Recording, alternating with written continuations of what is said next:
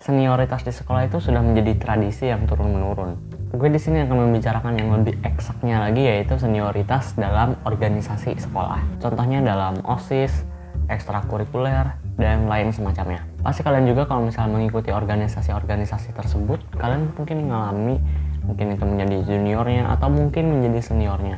Kenapa gue bahas perilaku senioritas ini? Karena perilaku senioritas ini terlalu berlebihan dan malah melakukan tindakan-tindakan yang tidak perlu gitu, yang malah pada akhirnya akan tidak meningkatkan kualitas organisasi tersebut, malah menurunkannya gitu. Sekarang gue bahas dulu nih, emang senioritas di organisasi sekolah itu kayak gimana sih? Dan buruknya itu kenapa? Nah, jadi di sini gue bakal ngejelasin sesuai dengan pengalaman gue sendiri. Yang pertama adalah persengketaan antara senior dan junior.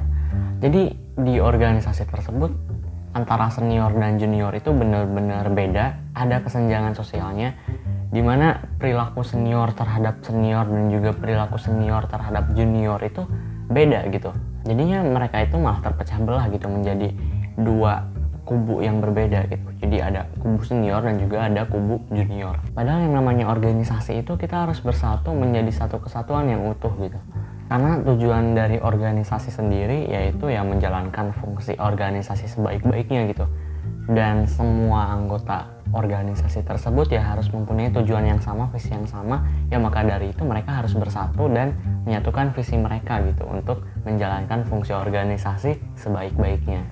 Perilaku senioritas yang kedua yaitu adalah junior harus merasakan apa yang seniornya dahulu rasakan.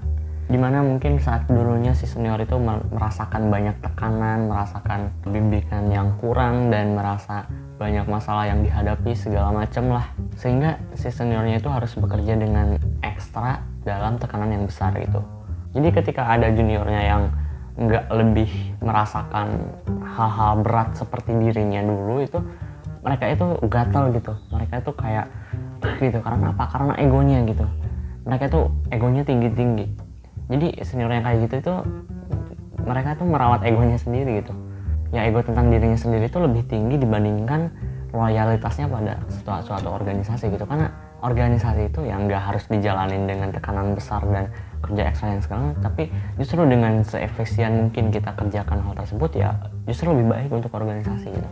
Lagi-lagi ingat tujuan kita masuk organisasi atau tujuan kita menjadi anggota organisasi itu untuk menjalankan organisasi tersebut sebagaimana seharusnya gitu, sesuai dengan fungsinya lah.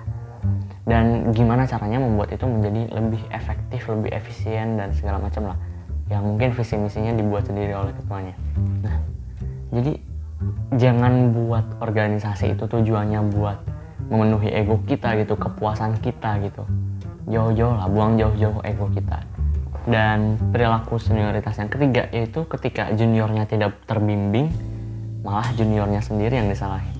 Ketika ada juniornya yang malas-malasan, diam terus, dan mereka itu benar-benar pasif dan segala macam hal-hal negatif, yang disalahin itu malah juniornya sendiri gitu. Padahal itu adalah tugas kita sebagai senior gitu, yang udah tahu segala macam. Jadi harusnya kita yang membimbing mereka, kita yang merangkul mereka dengan baik-baik, dengan empati. Walaupun itu bikin kita capek, tapi itu emang tugas kita gitu. Kita yang udah menjadi senior di sini, itulah tugas kita gitu. Bukan membimbing dengan memarah-marahi mereka, tetapi dengan membimbing, membawa empati terhadap mereka gitu.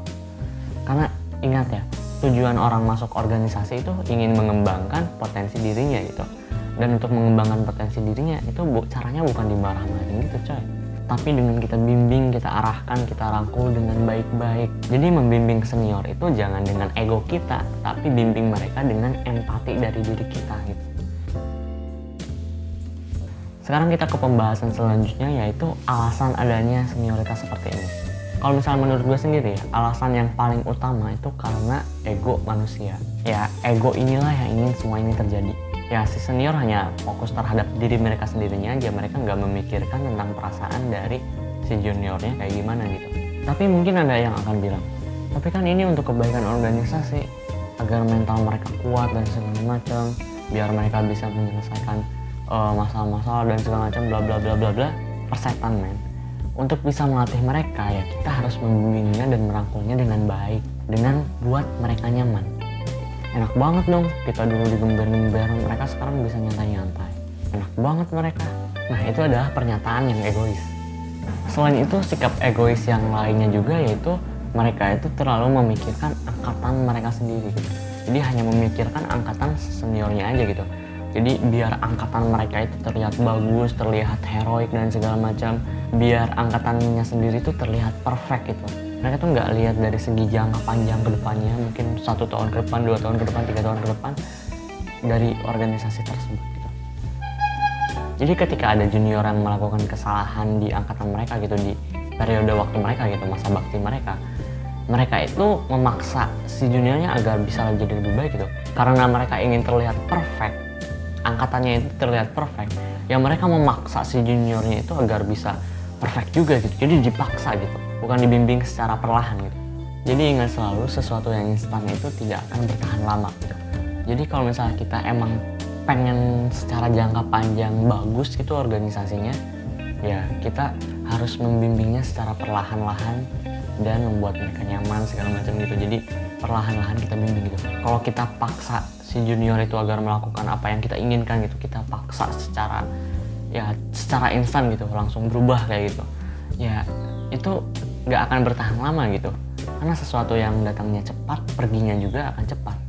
Dan kalau dipikir-pikir, kenapa sih kita melihat mereka itu sebagai junior gitu?